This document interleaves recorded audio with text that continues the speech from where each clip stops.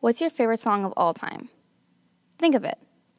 Did that song make the top 40? Make Song of the Summer? Win a Grammy?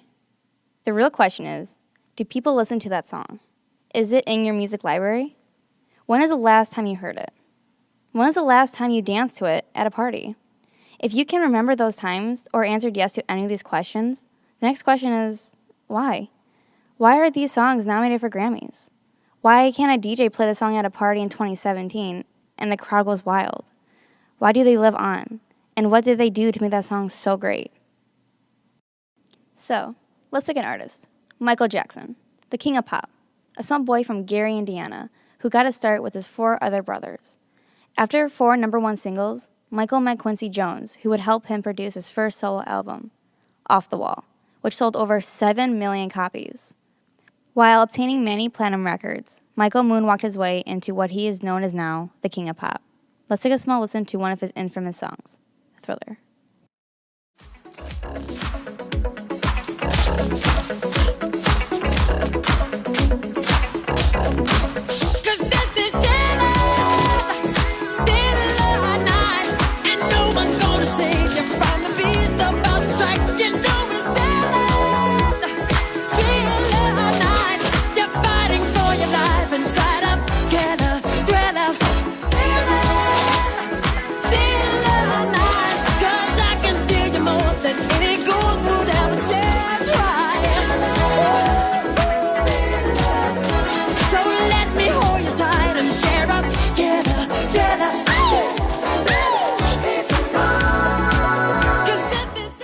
Michael Jackson's Thriller still lives on till this day.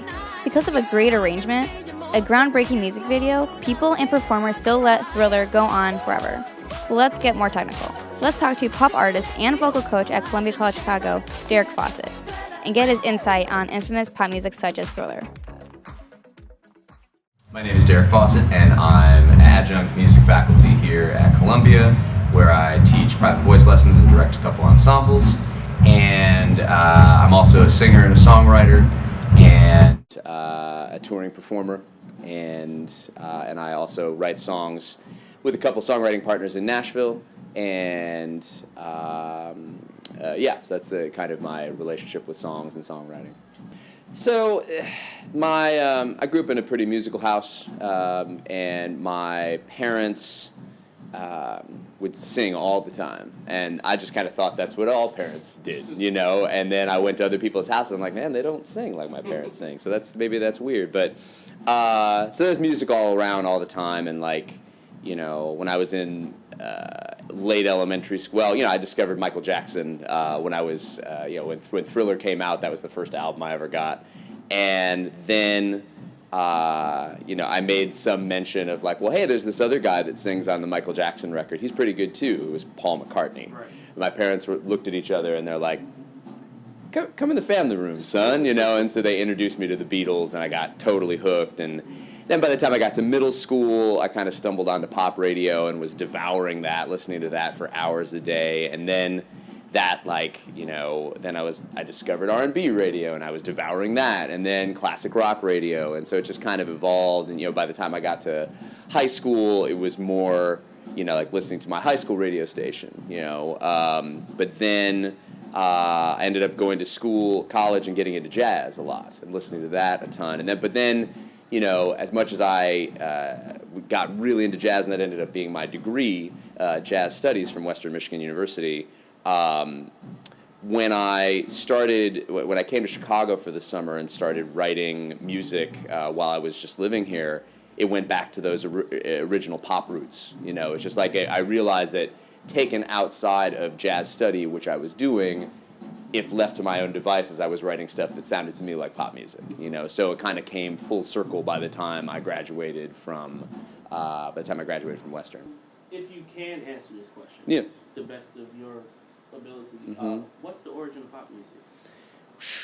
Well, I think, you go back far enough in human history, and it's music was among the ways that people communicated, and that, there were musical phrases that got invented by, probably more likely through the human voice that, if everybody sang it together, it was this sense of like, hey, we all understand each other. We all can at least, we might be different, but we know this thing together. And a lot of that was rooted in religion and religious services, but also, in secular music, in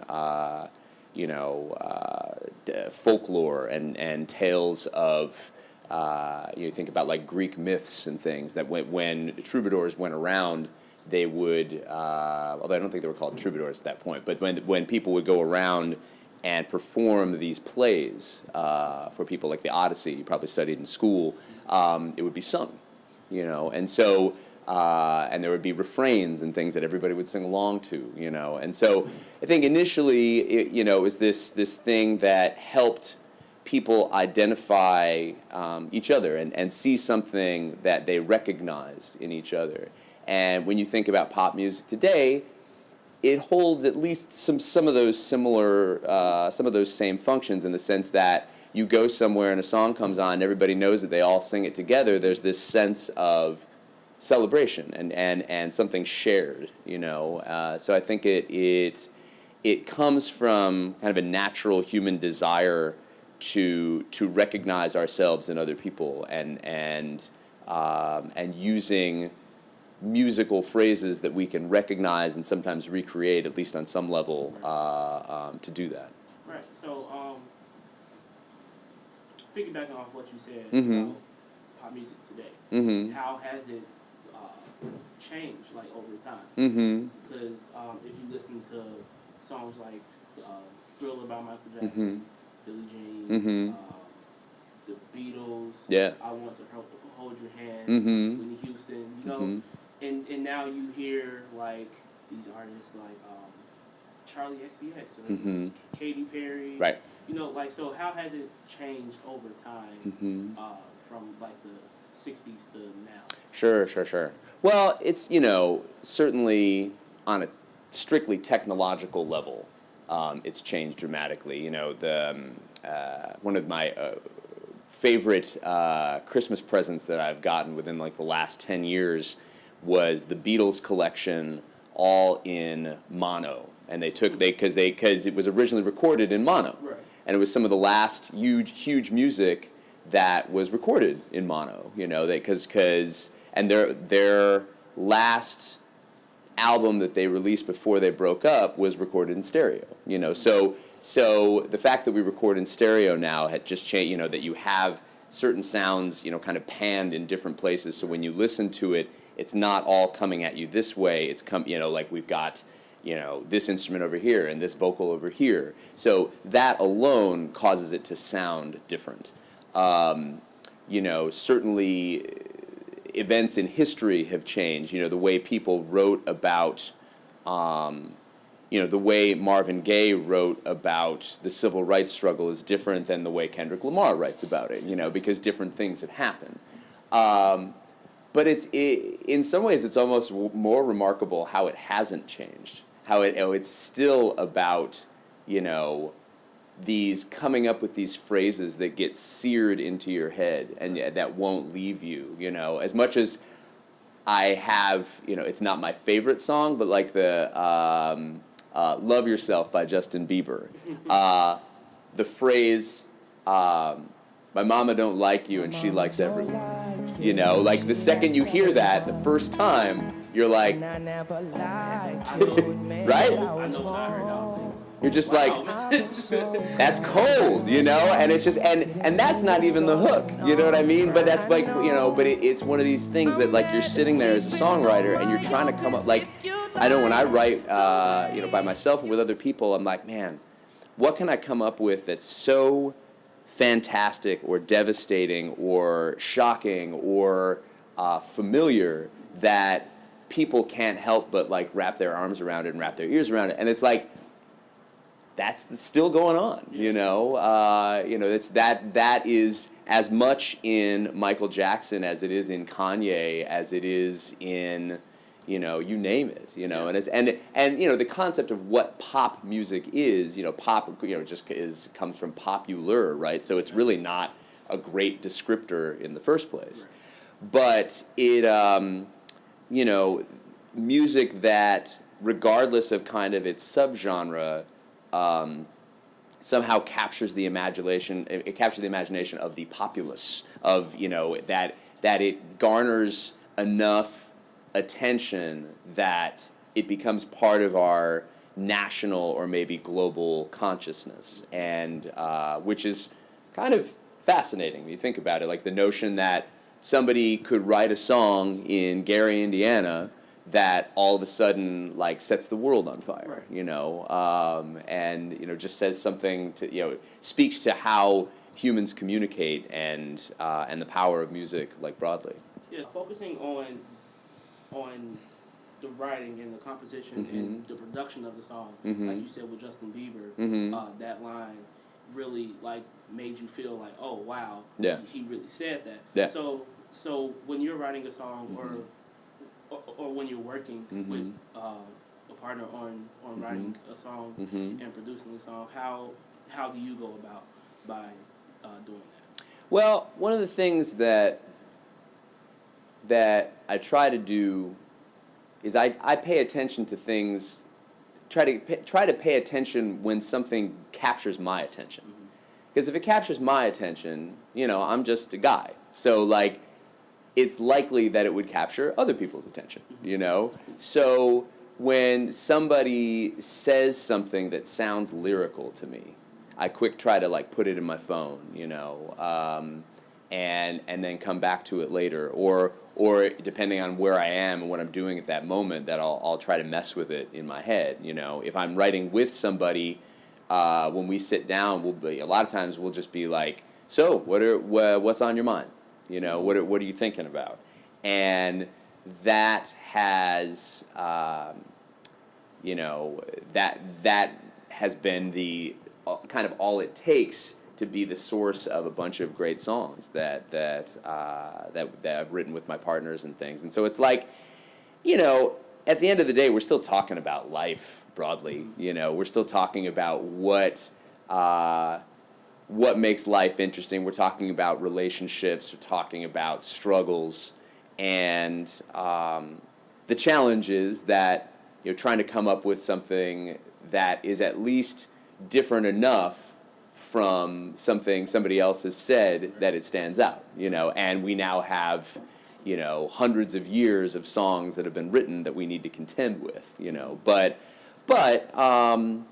you know, even the same struggle is different every time. You know, if a relationship is in trouble, there's, you know, kind of no end to the ways that it can be in trouble. So to try to find something a new way to say that.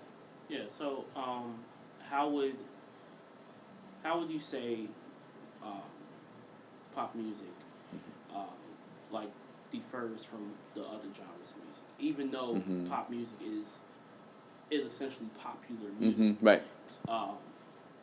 It's differentiated from all of the like R&B and the country and the hip hop. Yeah. Why is it like, why does it stand out on this song, and what makes it so special from all of the others? Well, really, when you look at it, it's like pop music is it's like a genre that isn't really a genre. It's like it is a collection of the songs that have kind of crossed a certain threshold into the public consciousness. It's like, you know, Adele was played plenty on the pop music stations, you know. Does she sound like Kanye? No, you know. Kanye, you know, is hip hop, and, you know, so is Tribe Called Quest. Is Tribe Called Quest played on the pop music channel? No, you know. So it's like, it's stuff, it basically goes and like culls the songs and the artists that somehow seem to transcend their own genres to be more universal, and puts them on display as a whole, you know. And so it's like, you listen to the pop music stage, it's like, okay, well, that song was kind of a rock tune. Okay, well, that song is kind of like electronica, you know, like EDM or whatever, and it's just like, but it's not, you know, pop music itself. It doesn't. Even though it's listed as a genre, it doesn't really strike me. It's almost more like a playlist. You know, it's like it's its own kind of curated, like, hey, here's a bunch of stuff that's really popular right now that we think has more universal appeal, seemingly just based on the number of times that it's streamed or whatever elsewhere. I mean, pretty much, yeah. You know, it's just like, this has gotten spun or streamed, whatever, that many more times. It's pop, you know, because if you look at the umbrella of what's considered pop music, you know, over decades, it's like it covers everything. Yeah, true. So, like you said about the composition and production, before a performer was to perform their song live or even just record it, leading up to that, what needs to be done to make it an even better song than what it already is? Focusing on like dynamics. And, Sure. And, like preparation. Yeah, so it depends. I mean, it's like some songs only need like an acoustic guitar, and that's like, okay, this is everything we need. Some songs only need a piano. Other songs, it's like they are crying out for for a big production that makes it sound like a soccer anthem. You know, like some of the Coldplay stuff just sounds so huge. It sounds like things that people chant in soccer stadiums. So part of it is the songwriter or the producer really hearing like, so what's the scope of this thing? You know, how big, how small.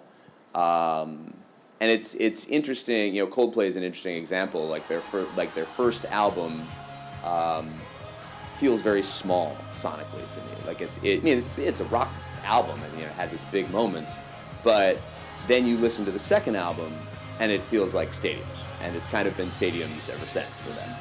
And it's great, but like I kind of miss an element of that first album, the intimacy of that, and I think sometimes between the writing and the production process, sometimes somebody makes a decision that makes a song less interesting for a certain segment of listeners. It's like, that just seems so huge. I don't know, it's not speaking to me anymore, and then someone will do a live version that's really stripped down, like, oh, that's my favorite version of this song, So it's a real challenge because it's kind of like, you're kind of like a director of a play. It's like, all right, here's this script. It could go any number of different ways, there's an instruction in the script, person walks across stage, there's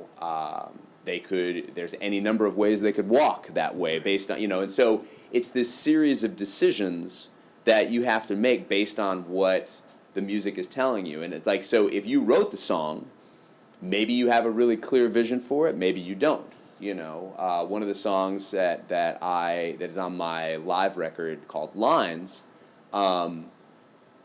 it's only right now recorded on the live record, and so I've got a way that I do it live, both as a soloist and then with a fuller, 4-piece band.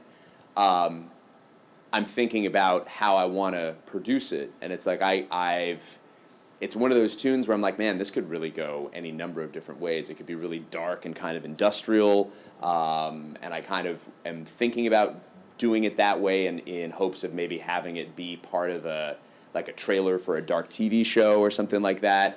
But it could also be exactly how I do it live, like with a full band, and just kind of, it has a certain element of like a dark reggae tune, like a dark Police tune or something like that, so it could sound like that. And it's like, song to song, the songwriter will have a different relationship with that, and sometimes the songwriter, just relinquishes that responsibility to a producer outright, You think about a band like U2, so much of their sound, they wrote their songs, but so much of their sound is reflected in the guys who produced it, Daniel Lanois and Brian Eno. I was talking with my wife about a song that was added to one of her productions, their song "With or Without You," and we were talking about how, because her production uses a bunch of songs that are very 80s. It's just girls just want to have fun and whatever, and how "With or Without You" feels a little bit out of place because it doesn't sound so 80s. It sounds kind of timeless, And it's that's a credit to the producers that it doesn't sound dated in 2017, even though it was written in 87 or something like that. So it's kind of this big leap of faith that you have to take. I'm hearing it go this way. Let's take it this way, And then sometimes you look back and you say that was an amazing or prescient decision. Listen to how vital it still sounds, and sometimes you're like, man, that really didn't age well, But it's a decision you have to make. It's okay, this song will not be fully realized until it's produced. So we got to go one way, and it's kind of we got to, I took the road less traveled by, and it made all the difference, right? So it's you got to make a decision, and so it puts pressure on the musician, hey, I got to live with this now, So, but that's kind of what you have to do. So with timeless music, why is it so timeless? Songs that came out 10, 20, 30 years ago, why, when they're played on the radio or at a party or an event, why is it that we're still rocking it out like it just came out yesterday? Right. So, this is one of the great $1 million questions in music, right? I think there are a bunch of things that I don't understand about that, and there are some things that I do. I think that, in general, instruments like acoustic guitars, pianos, acoustic instruments that have been around for centuries, they are always going to sound authentic, and they're never going to age necessarily poorly because they're just instruments. It's certain elements of production that can kind of date themselves. Something that has certain levels of reverb. All of a sudden it's that sounds very, Phil Spector is this famous producer. He had the kind of what they call the wall of sound, Be My Baby, and trying to think of other things off the top of my head, but big, heavy production, 1960s, beginning of that technology, and there's so much reverb on some of those tracks. It's yes, 1960s. Timberland in the, I guess, late 90s, early 2000s, Aaliyah, and it's some of the stuff that he did, you just recognize it immediately, the little baby cries and whatever, and sometimes that still sounds current, and sometimes it sounds a little oh yeah, that was what hip hop sounded like 15 years ago. Whereas something else that was recorded around that time with acoustic guitars sounds really current. So I think when you decide to use technology and things that make things that are kind of electronic and in the moment, you run the risk of having it sound. You run a greater risk, I think, of having it sound dated years later. For example, the kind of the dubstep movement, right? I don't know if people are going to still think that sounds current 10 years from now, but it was new and kind of technologically based when it came out, and it's just okay.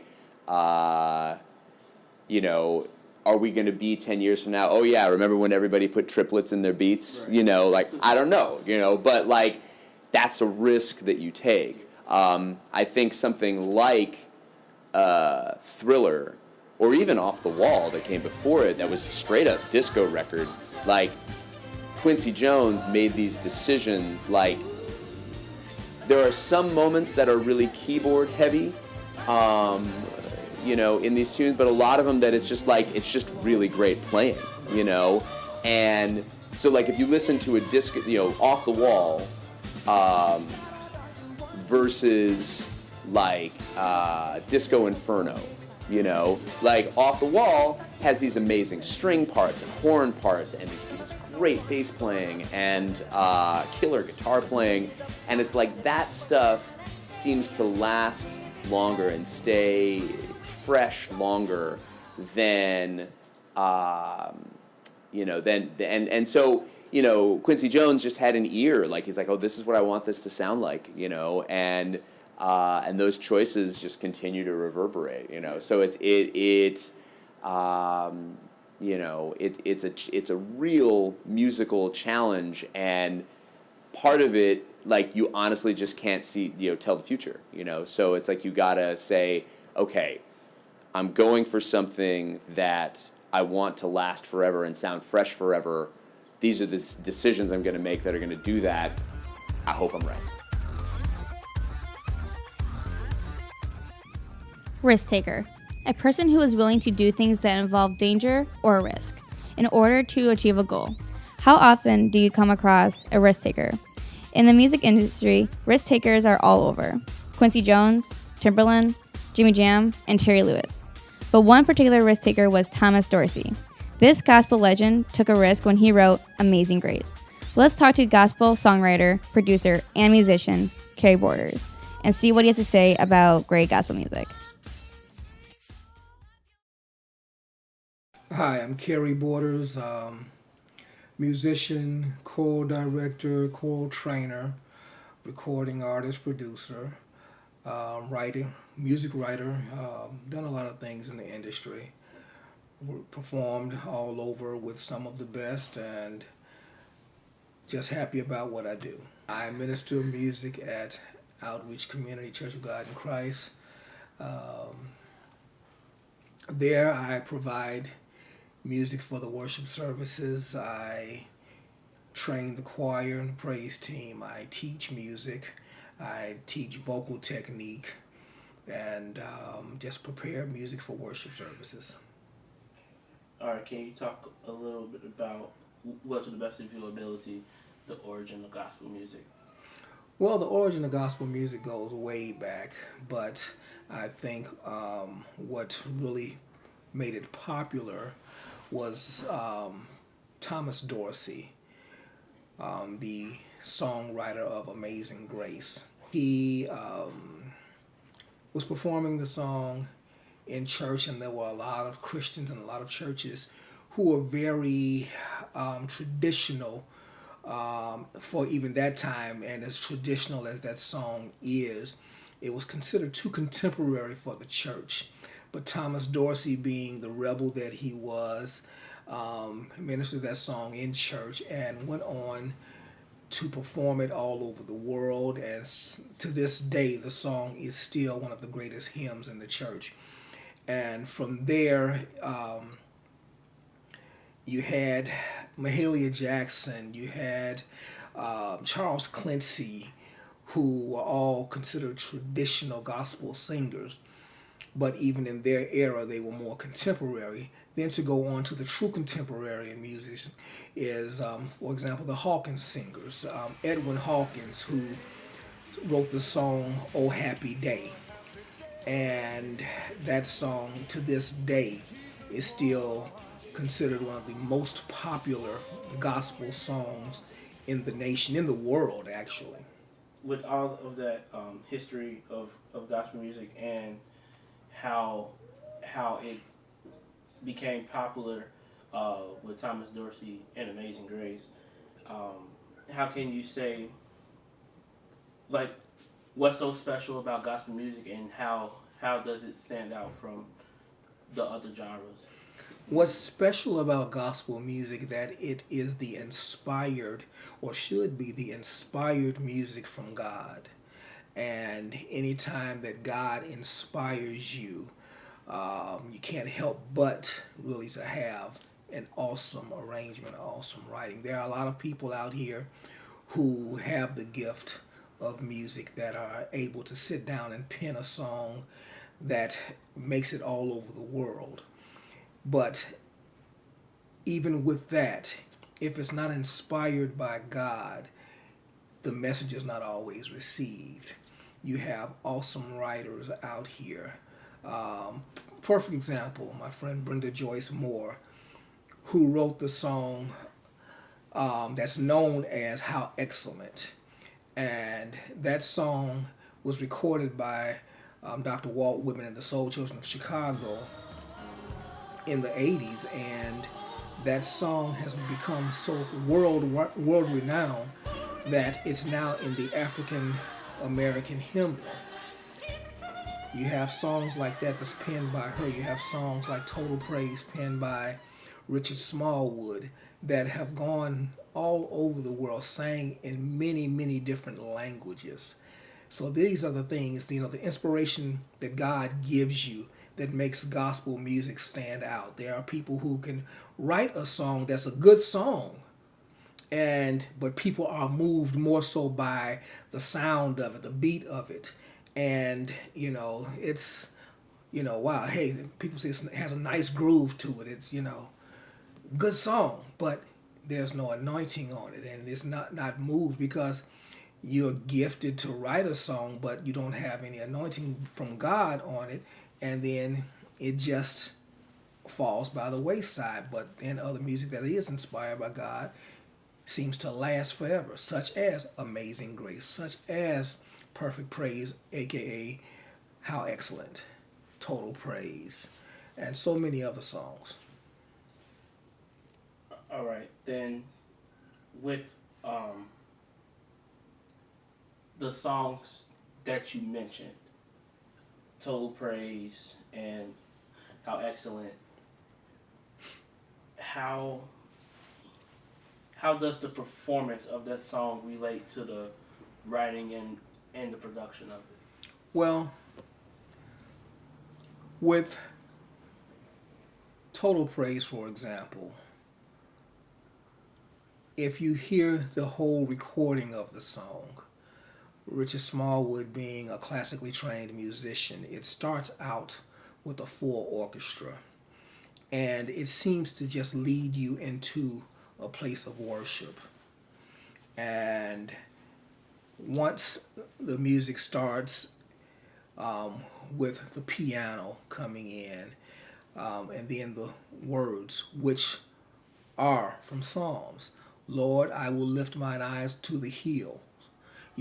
Again, that's inspired by God. He took that straight from the Bible, straight from the Word of God. So that shows you the inspiration, the way that he performed that, starting with the orchestra and then bringing in his group singing it, and the way that he arranged the harmonies of it. A good arrangement goes a long way. And once you've come up with powerful lyrics matched by awesome music, and you marry those together, and that performance, when it's from the heart, it reaches the heart. So I always tell in workshops and different things and training that our music should be a continuous circle. We lead the people of God into worship by what we sing and what we play. They begin to worship God, so therefore what we give them, they are giving to God, and then God pours it back down on us. So it's a continual circle of worship. We give it to them, they give it to God, and God gives it back to us. So how would you also the dynamics of choral music and gospel music, how it's sung as far as technique? Well, you have different forms of gospel music. You have the traditional, you have the worship and praise, you have the contemporary, you have choirs, you have soloists, you have groups. Excuse me. And with that, you with the performances, everything is different on how it's sang. But if you have it in your heart and you're delivering it in such a way that it's natural and it's coming from God, then people are going to receive it as that. I always say gospel music is the inspiration from God, but it shouldn't be performed, it should be ministered. And when you step before the people of God and you're moving yourself out of the way, then you're at a place that you're giving God the glory through through the gifts and talents that He's given you. So I don't really consider it performing when you're up ministering the gospel of God in song. Because what is gospel? Gospel is the good news of God, the good news of the word that comes with all of the music that's written, whether you wrote it or not. But when you're ministering the music, you're putting yourself in an open place. You're considering yourself an open vessel, letting God pour into you. And as He's pouring into you, you're pouring into the people. So I don't really consider it performance, but ministry. Okay, so you talked about the different forms of gospel music, the traditional, contemporary. Do you think over the time of, well, since really the birth of gospel music till now, how has it changed? Wow. A lot of it has become a performance. A lot of it is not for the love of God and for the love of music. A lot of it is now for the love of popularity. A lot of it is the love of the performance. A lot of it is trying to get famous with it. A lot of it is about the fame and fortune, And yes, there are a number of gospel writers, gospel musicians, gospel singers who have become very wealthy at it. But then a lot of them have that pure and true heart, and God has blessed them to be elevated into that place. But at the same time, what makes it so different is that there are so many that it's about them and not about God. Do you think some gospel artists pull from other genres of music, Yes. such as pop and rap and hip hop? They do, and that's again going to performance and not ministry. Yes, they say, well, we go out into the world to reach those who are not saved. Okay, so we're going to do what's going to be popular to them. But how do you take a song that's got profanity in it and that has, it's a hip hop genre and different things, and you go out and you take that same music and bring it into the church or bring it into a Christian program and you minister that music, and people, they automatically relate to it, those who know it, because they are out there in that, but are you really drawing them?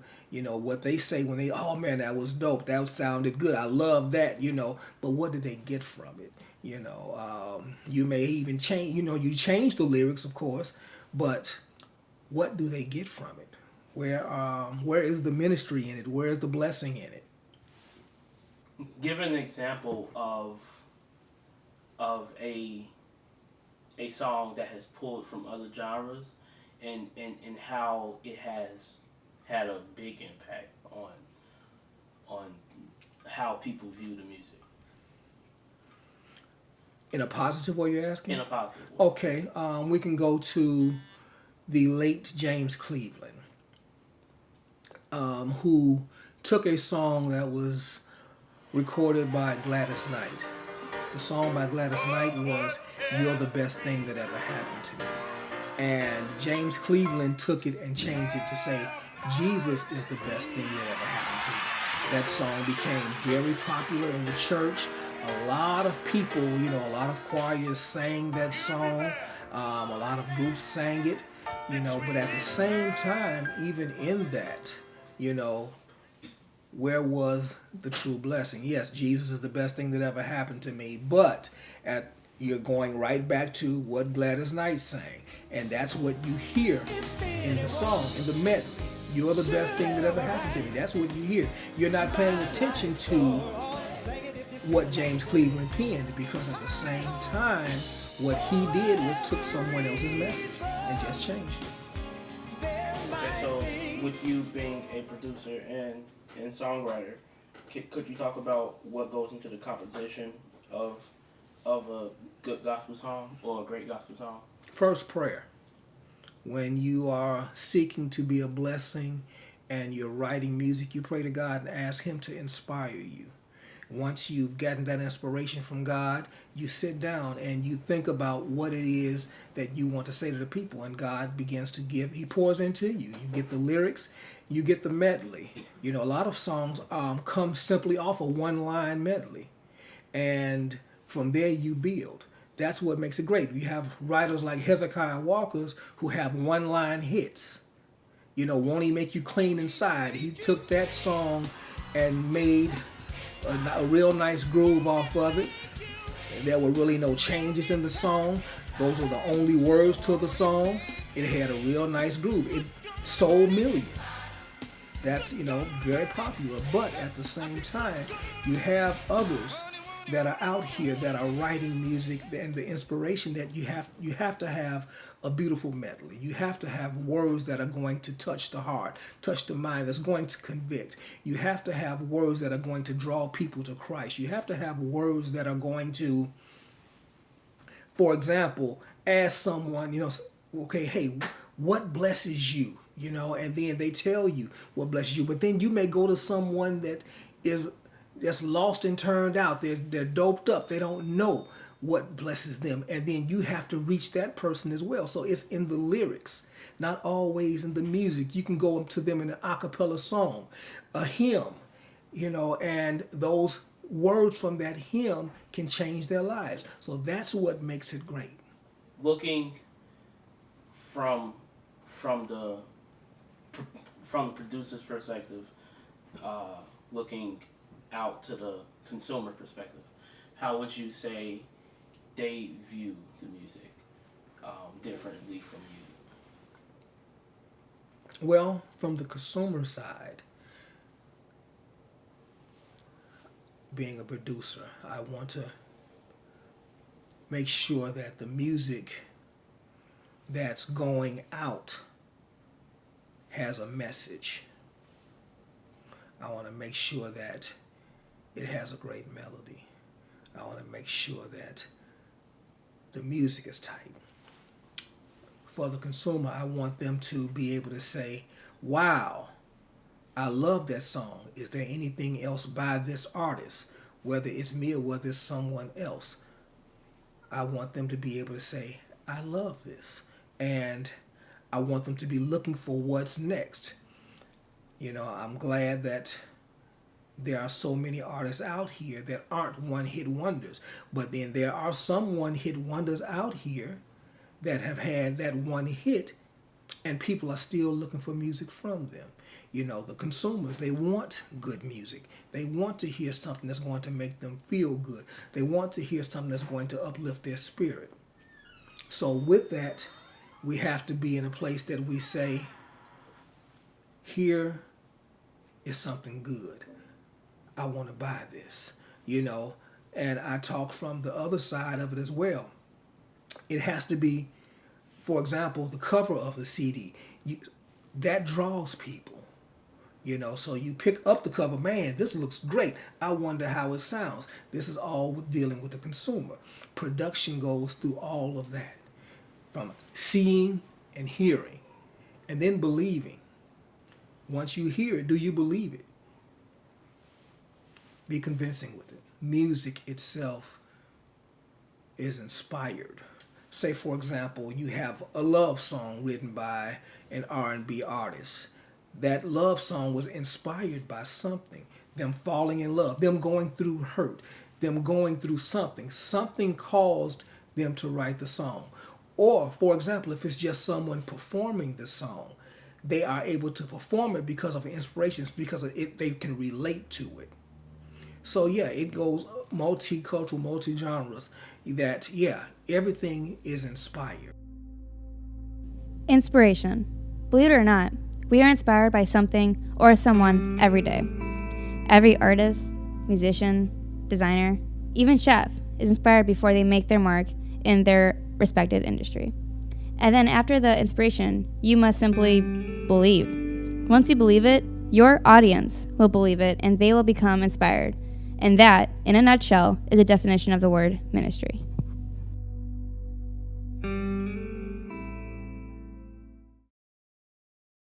Let's focus on inspiration for the final genre of music we'll be looking at. Music saves lives. Without music, some people probably wouldn't have a profession or have nowhere to turn. Most hip hop artists have been inspired their whole lives.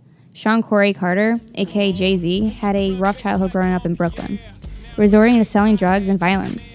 Now Jay-Z is one of the most notorious rappers of all time, just by simply telling a story over an instrumental. That's just one of the many rappers who has a story to tell. Let's talk about the culture of hip hop with DJ Bam, who lives and teaches the culture every day.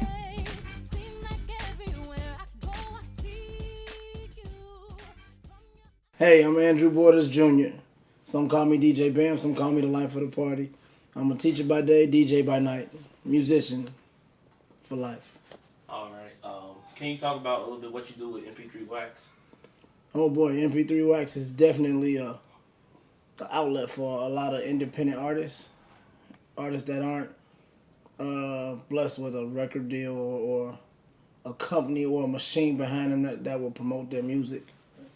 MP3 Wax is it's a group of about 63,000 DJs who we actually get your music and work on breaking those records in those cities. So it's a big family, big family. We work together and we work hard.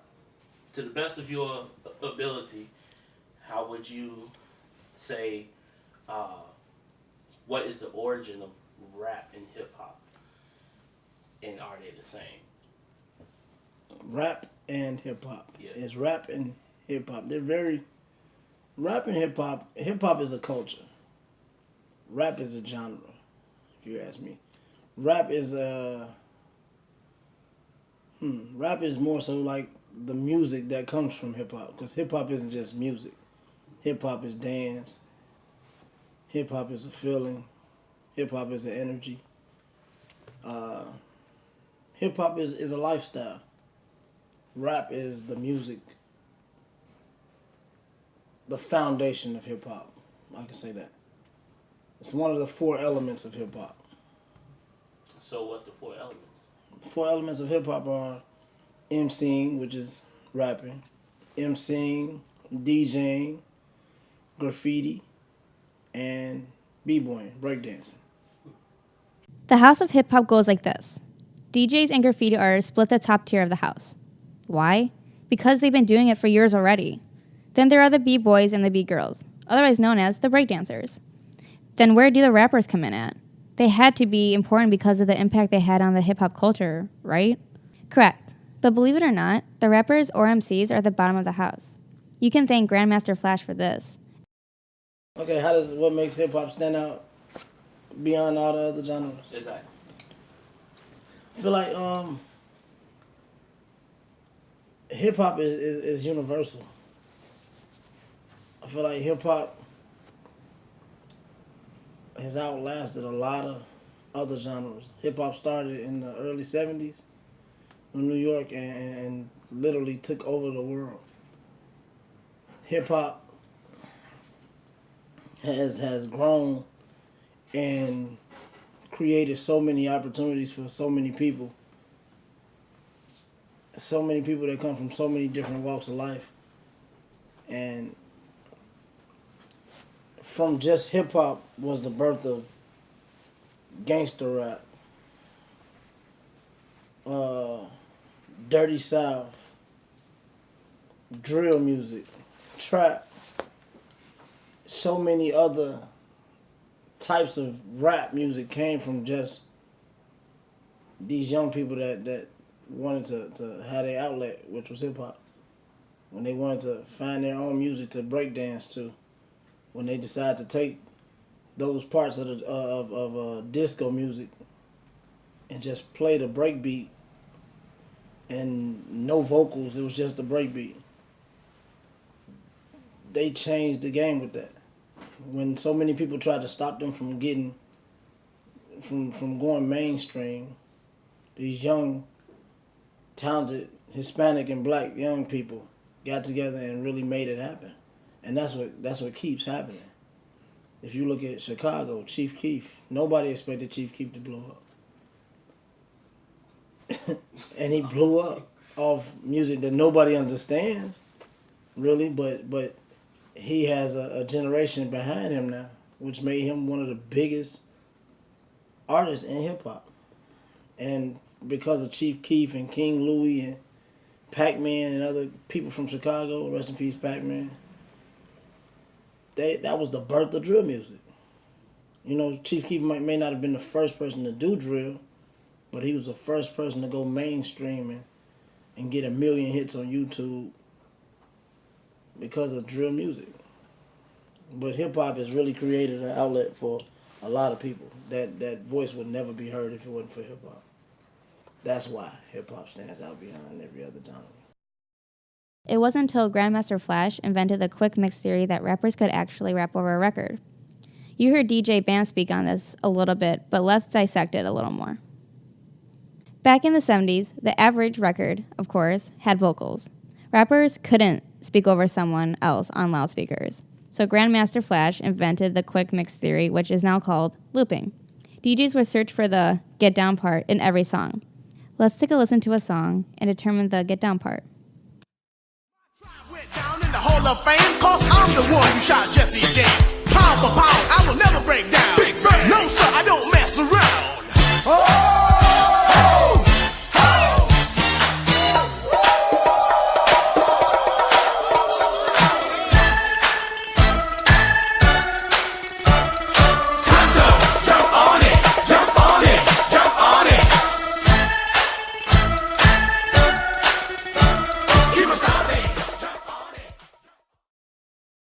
So, you were speaking about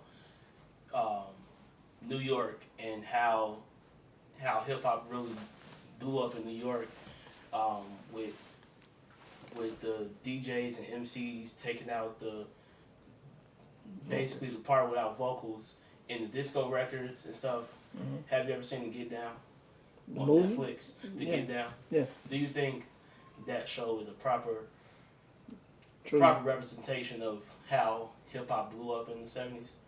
I think it's a great movie. I don't know if it's the best representation of how hip hop blew up, but it's a lot of story in that. It's a little more. It gives you the soap opera of what some people went through to get into hip hop. It's not just the life of Books, the MC, or the Get Down Brothers, or Shaolin the DJ. It's the story of his girlfriend who's a disco singer. You get what I'm saying? So it's not just hip hop, but it's really shining a light on how it started. You really get to see the 4 elements of hip hop.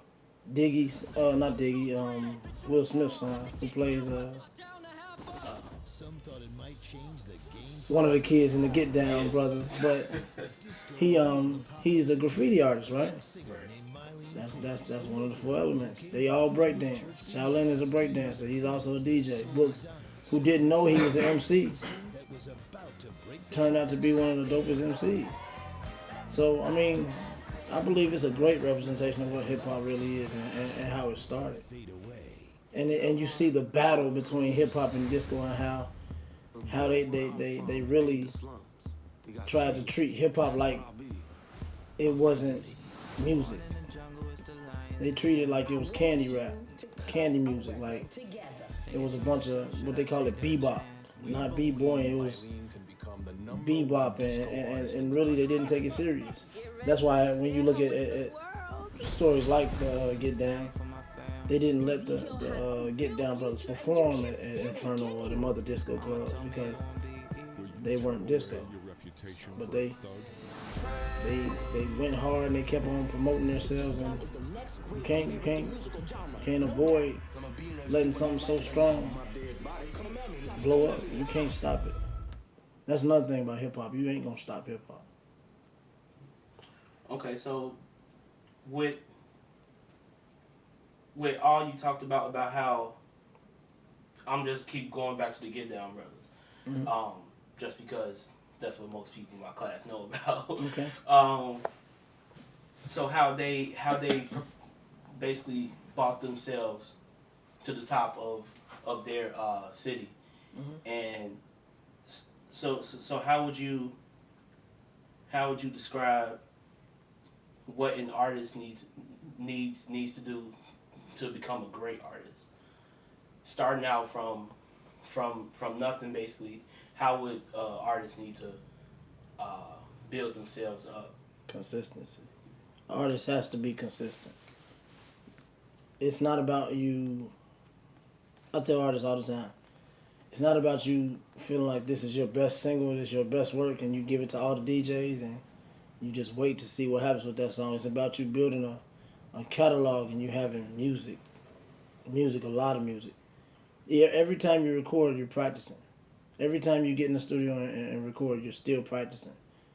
And what you don't want to ever happen is, let's say you recorded 30 records and that one song takes off and you get a hell of a review from a radio exec and they put you on the radio and you just buzz real hard in Chicago off that one record, and now they're waiting on you to bring another record and you got 29 records that are all trash.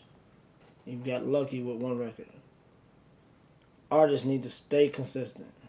They need to keep recording records, they need to find a producer that they record with, a producer that knows their style, and they what they do is they get together and they build something together. Now they have a sound that they can say is their sound. It's not like an artist here is Ray Shermer and Chief Keef and King Louie and all these new rappers and try to sound like them, but they sit down with a producer and build their own style. That's why artists like Ray Shermer blow up. That's why artists like Chief Keef blew up, because he found a producer that he meshed with very well, which was Young Chop. He started off with Bang, with the Chinese producer. I don't remember his name.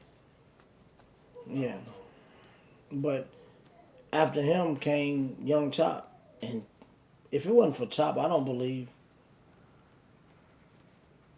300 OTF, I don't believe they would have ever blew up as fast as they did, because their sound would have never been the sound that they had. Okay. But that, go ahead. No, go. I'm done. Oh, okay. So with Chief Keef, his song, his first song that blew up, Bang.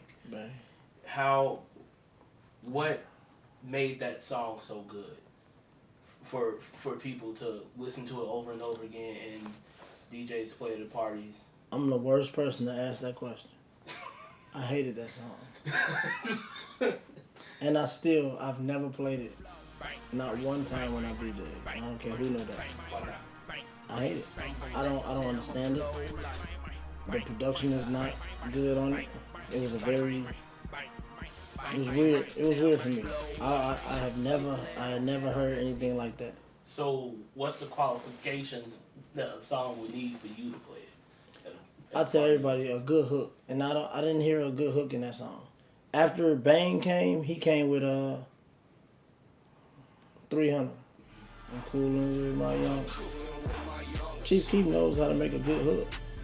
He does, and because of Chop laying the foundation and giving him such a strong beat to give him that hook to, they won with that. And right after, was it? No. Yeah, 300 was the record. And right after that, I believe Soulja Boy got on it. And from there, it was just to the moon.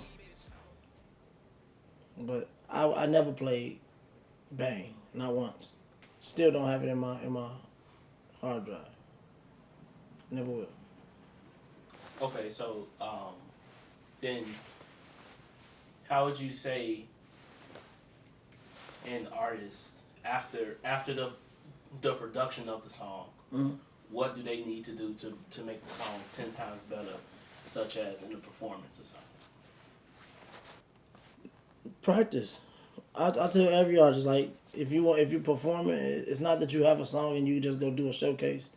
If you never practice, it's not gonna go the way you plan. It's never gonna. You're not gonna wow anyone with a song they never heard in the first place. But every artist, like, I don't want artists to feel like anybody owes them something. Like, artists tend to be aggravated because DJ's not playing their records or the crowd not with them. I never heard of you. As a person in the crowd at a showcase, I never heard of you. As a DJ, you bring me a record, I never heard of you. You can't expect me to be excited about playing a record I never heard. But as an artist, when you're trying to promote yourself and you're trying to blow up, you treat your craft, you treat your talent like it's a full-time job. Like, I offer you time and a half to stay late at work. Like, you have to go hard, like you getting paid 8 hours a day to do it. When you get up, you go online and promote your record. You hear me? When you get up, you go downtown and go sit down with Tiffany or whoever else is in charge of getting your record spent at GCI, or go out to Power 92, sit down with Bam and talk to these people about getting your record in rotation. Go talk to Shondell, see if you can get on Raw TV radio on Sundays. See if these people play your record and don't be mad at the response you get. People have to take a chance, and if you scared to take a chance, what make you think somebody gonna take a chance on you? So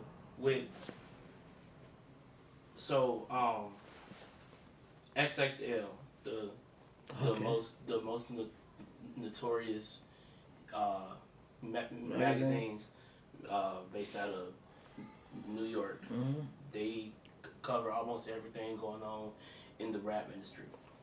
So they come up with this freshman class every year, basically the rappers to watch for the next year, and I think they come up with like 10 rappers. I think.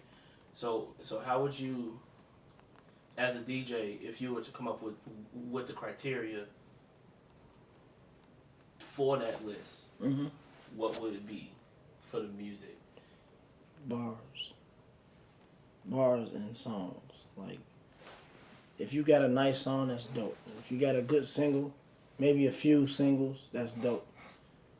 But just because they rock the club and make people dance, if that's the case, I can put Young Chop in the freshman class because he made the beat. But as far as artists, bars matter. Like, I looked at Double XL freshman class with Lil Yachty and all those guys. I don't understand. Nobody can rap. Me neither. Nobody can rap. And the only one was a little white boy that can rap, Lil Dicky, and he was actually pretty good. It don't make sense to me. I don't feel like the criteria isn't. It's not about rapping. It's about being popular. And if I was in charge, it would be about bars. If you really dropping good 16s and you making good hooks and making good songs, yeah. But if you just got a record full of good songs but nobody's playing them, maybe you don't need to be on you know what I'm saying? Maybe you don't need to be on the freshman class. But if you working and you getting heard, like Lil Herb, perfect example. He can rap. He can really rap. He just choose to do some of those songs that's not really dope to a real lover of hip hop or people that love to hear lyrics. But he has a lot of music that he's really rapping. But that's what I'm talking about, like Chance the Rapper. You know, those artists. Chicago really, we got a few coming out of here now. A few. We didn't do it. So do you think because of artists' popularity, do you think that's the reason why their songs get played on the radio every hour? Like Lil Yachty. I mean, To me, he's not a good rapper at all. the sad part about it is his sound is relevant. It's relevant. It's it's, it's their season. Every song, all the music sounds alike. That's true. So, but do you think because he is who he is, songs are becoming great songs because he put them out? No, I don't believe. I believe his sound is relevant. Period. There's no way around it. It's like his sound, Famous Dex, what's the other guy? YFN Lucci. You know, everybody has their season. Look at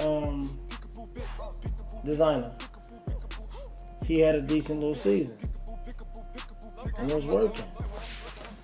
I mean, everybody has their season. It's not about I don't believe that they're so popular that if you put Lil Yachty on a song, it's gonna go platinum. Cause there's a lot of Lil Yachty songs you probably haven't heard. Sure. Migos, you put them on a song, maybe. You know what I'm saying? But not all their songs are going platinum. Right. So it's like it's about work ethic.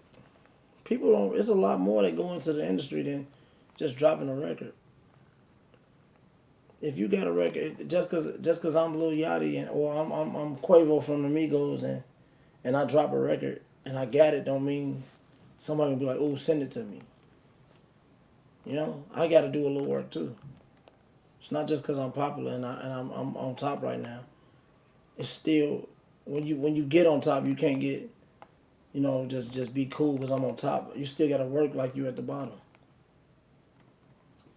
So, the power that you have as a DJ, I know you talked about it at the promontory after the party. Oh no, it's I just feel like a lot of DJs don't put they all into the craft when they get into a party and you really in charge of the vibration, the energy of the crowd. You're really in charge of how these people are feeling. So if you're not controlling the atmosphere, you can't expect people to really rock with the DJ. Like, you're not impressing them by the way you spin. If you sit here and play all the top 40 songs, it's just like them riding in the car listening to GCI. Just like them riding to work, vibing, like, yeah, GCI is rocking. But if you can't go in the crates and dig in them crates and pull out some classics, if you can't play a acapella and throw an instrumental behind it, or just get on the mic and say something to make them go crazy, it's a difference between spinning records and rocking a party. It's a difference between playing the music and entertaining. You're in charge of the vibration. That's what DJs got a lot of power. You gotta realize that. A rapper named AZ wrote a book, and in his book he said DJs control the vibration of the streets. And he right. I really feel like without the DJ, nobody would really pop like they do. We are the ones that put this music on the mixtapes. We the ones that put the music on the radio. We the ones that play the music in the club. And he said it just like that. DJs are selling their soul just to play this music. I used to be one of those DJs. I would not play Soulja Boy.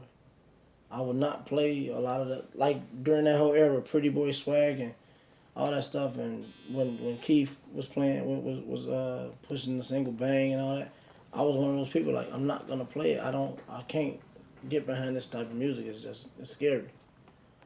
But if you look up, I started playing 300 when it came out because the reaction of the crowd was amazing. Like you would think that I'm at a concert, but at the same time, before the song went off, it might be a fight. You get what I'm saying? what AZ is saying is, we are taking a lot of this music and just allowing it to be played no matter what the message is. No matter what the message is. Like, we can care less that some of the music is supporting or promoting murder and violence. And we still play it. We still play it. I saw one of the worst fights I've ever seen in a nightclub the night that Adriana's was closed down. And I ain't gonna say who was DJing, but I told him play some Kirk Franklin. And the host told him to play, I believe that's 21 Savage Red Ops, something like that. And when the fight was over, and when he played that record, the fight, it looked like a zombie movie. They were calming down, but once that song came on, it looked like somebody turned on the switch, and they was right back fighting.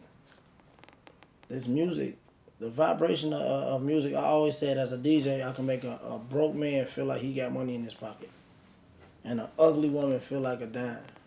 I always said this. I control the vibration of the club. I control the energy of the club. I create the ambiance. If I'm playing music that make you feel good, you feeling good. I can take you out of your life, out of whatever going on in your life by playing the music I play. Whatever I play, when you come in here, if you're going through a horrible situation in your life, if you're going through a breakup, you're going to forget about it for a minute. You're going to forget about it for those 4 hours or 2 hours, however long I'm DJing. I create, I'll take you on a trip. For the amount of time you with me, you somewhere else. And all DJs should feel like that. You got control of all these people. And it's a great feeling, especially when you see people smiling and having fun. The greatest feeling I've ever felt after I finished DJing was when the crowd started clapping. Like clapping like I was a singer or something. The next DJ was coming up. We usually don't even cut the music off, but they was cheering like they wanted an encore or something. Everybody is smiling and happy. That's a good feeling. I live in Chicago, man. That's not an everyday thing. You know, so we being in Chicago and we playing in these nightclubs and playing the music that motivate them to do this nonsense. It's crazy. It's crazy. Just last night they shot up a club. This is what we go through. Tired. Practice is key, and with practice will come consistency. Then, what message are you conveying? Is it a message to inform something, inspire, to believe something? These elements are the foundation of what you need to be a great artist and produce great music. Don't be afraid to take risks, believe in what you are doing, aim to inspire, practice, and be consistent. I am your host, Mia Smith, and these are the elements of a foundation.